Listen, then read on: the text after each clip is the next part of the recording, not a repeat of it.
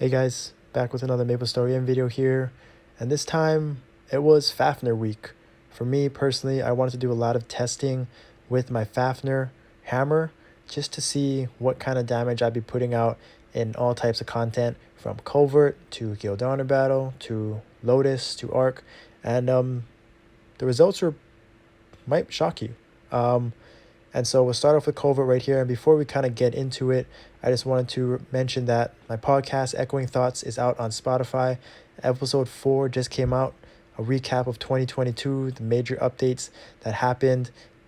And then I also talked about, re-rolling, right? I get a question a lot about re-rolling and if it's worth it. Should I do it? And honestly, now is the best time.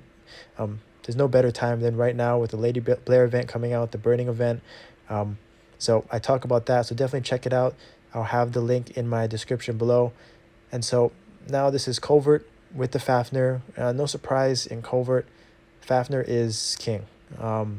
Whether you have cap or not, and especially for Paladins, it's just the crit res is still better, right? You get the Root Abyss boost, which is the physical damage boost in guild content. So that's why Fafner is definitely better across the board for all classes, and Pally is no different.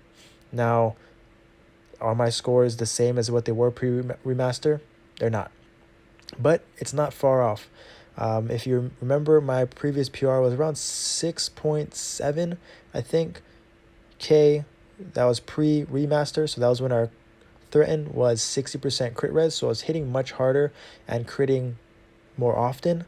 But in this run, you'll see that I wanted to see basically if I could hit 6K. And a few notes to compare, it's not just the threaten. My previous PR was 6.7K was with boss attack hypers as well. So this and defense smash 4 and the defense smash 1 swapping. So it's real min max, and so that was a huge factor to my score. And then this run, it had none of that, right? No swapping. I was using ADI hypers, so I was just interested to see if I could hit 6K with my boss rush potion, which Fafner, things like that, and it was close, real close. You'll see that I think I could have played a little bit better, in my opinion. I could have saved my hammers to line up better with my ignore defense, my DS4 defense smash node, but overall, you'll see the score is pretty close right there to 6K. I don't get there. My ignore defense right there I had 3 seconds left. I don't maximize it, but pretty close. And I definitely think I can hit 6K if I were to do my defense smash 4, defense smash 1 swap, or just play a little better overall. But that was pretty surprising, and I was excited to see that. But now into the real stuff, bossing, right? Is Fafner better than Necro for bossing? And for me, personally, the numbers show that it definitely is. Now, why? Well, there's a number of reasons, right? And I think for me, and the reason why it works is, one, because I'm capping majority, if not all, of my crit lines with a Necro or a Fafner. So regardless, either way, I'd be capping those lines. So the lines I'm really focused on are those non-crit lines, right?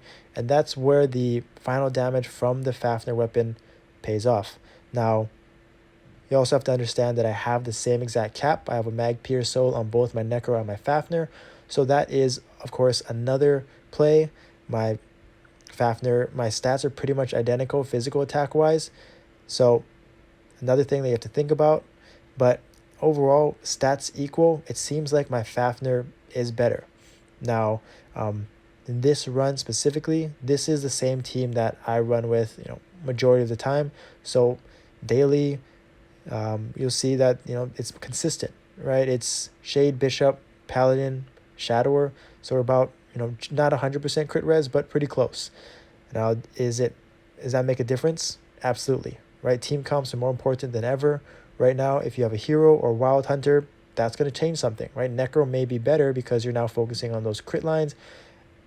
But I think for me, in my situation, Fafner, the reason why Fafner is better again is because of my team comp, how much damage I'm doing. I'm capping on my lines. So now those non-crit lines, I think you'll see in my Lotus video, if you slow it down, I'm going to be doing 8-9 mil lines sometimes of non-crit damage. And that's huge. And that is what I honestly thought initially what would happen. I thought Fafner would be better, but it was just incredible to see the difference. For me, it was about, this one was 73 bill, nothing special, right? No boss rush or anything like that. And I was hitting in, 60s even before that with not full buffs. And with my necro, I was probably in the high 50s, maybe 60s, but I never got up to 73 like I did in that run. And so that's no surprise. That actually was kind of a surprise. It's about 10% ish increase just through changing weapons. But the real test was Lotus, right? Now, Arc might be more controlled environment, shorter fight. Things are less variables, right? No deaths. All of those things play a huge factor. And in Lotus, it's a team setting, right? Time of the fight is a huge factor. How, if I die in phase 1, when I die, purple orbs in phase 3, there's a lot more variables, RNG, things that I can't control. Sometimes there are things that I can control, like the deaths, but I still wanted to see what it was like in Lotus, and it was actually more insane than I thought it was. And if you thought the Arc run was impressive, this one was kind of even more shocking, in my opinion. Now, my previous PR right here, post Explorer Remaster, was 40 bill boss DPM, but you see it's a 930 fight. So you just got to keep that in mind. That time of fight does matter, especially for Paladins who aren't the most consistent damage dealers. We have a huge drop off when our cooldowns are down. So in those longer fights, it does play a part in our overall DPM. But in this run, it was just not the case. I think it was also very helpful that the team overall just played lights out. I mean, across the board, you're going to see everyone just hitting insane PR numbers, not just me, and just playing overall better. I would say, this was our best run as a team. This is the same team comp we've been running since forever. We have a few explorers that have got remasters, right? Our second place Shadower right there, third place Ice Lightning Mage, a DB in there as well, Phantoms, 2 Phantoms. So a lot of classes got a lot stronger, but it's not like our gear changed. This is our third run since post Explorer Remaster, and everyone killed it. Everyone hit PRs. You see, almost 2 minutes in, we still have 0 lives. We still have 10 lives remaining, and we're gonna go through phase 1 with 10 lives remaining. Pretty insane to think about. Never thought that would happen, but we did it. So that's real credit to the rest of the team. Everyone did their part, and it's just funny. I was talking to some friends about how we didn't change our gear. No one changed their gear, anything like that. Only switch was me with my Fafner. Some people BR'd, but overall, everyone just played better, right? It's amazing what, if the team does better overall, how your individual scores go up as well. So it's nice to see, and I really am excited for the team that we all did so well, and we all were able to hit the numbers that we hit. I got lucky right there that the lasers switched on me right as I was about to die. But, shout out to the team, man. I think people underestimate how important it is to have a good, solid team, a team that you've been running with consistently, and how much of a role that plays in overall your own individual damage, right? So we're going to clear phase 1 in 3 minutes, pretty much on the dot, maybe a few seconds over. And that is just, that's a PR we've never hit before. So 10 lives left. We were all cranking. Really, really proud of that one, honestly, in the comms. And then we went into phase 2. We dropped Benediction, and we just straight tunneled. Maximize your DPS. Echoes, all the cooldowns are up. Echo, Weapon Aura, Righteous Hammers, everyone's cooldowns are back up. So we blew through phase 2 in little under a minute. No surprise there. We went into phase 3, 10 lives, 6 minutes remaining, and just, as long as we had good purple orb RNG, we were going to hit PR time, and we were going to be doing, insane. We were going to have an insane clear time. So we were pretty locked in, and I didn't even notice at the time that we had 10 lives left. I was just focusing on positioning and trying not to die and maximize my DPS. And then, when we finally lost a life in phase 3, it was kind of I think it was a relief for a lot of people, right? Some people were noticing they didn't want to be the one to die or take a life. I didn't even notice. I just said take the res on the call out. So yeah, it would have been a great YouTube video. We were talking about that, joking about it. 10 lives, clear, but this is not half bad either. Everyone across the board, just did insane damage. And so it's still something memorable, something that really everyone did a great job on, not just me. And so you'll see right here, I'm topping DPS, but aggro goes back and forth. Truffle Locks, our Ice Lightning Mage, killing it. He's going to end up passing me in DPS in a little bit. We go back and forth, and it's just pretty insane. Just proud. We have platform phase right here. Going to end up stunning it right after that wire attack, so we can skip that animation, and we're just praying for no purple orb phases, right? 5 minutes in, we're already down about 25%-ish. So time's looking good. Death count is looking good. There's our first life we're going to take right there. So that was, I'll take it. 5 minutes in, can't ever expect that. And just for it to happen kind of like that is pretty epic. And you'll see, damage, for some reason, I'm not doing any lines right there. Now it just came back up.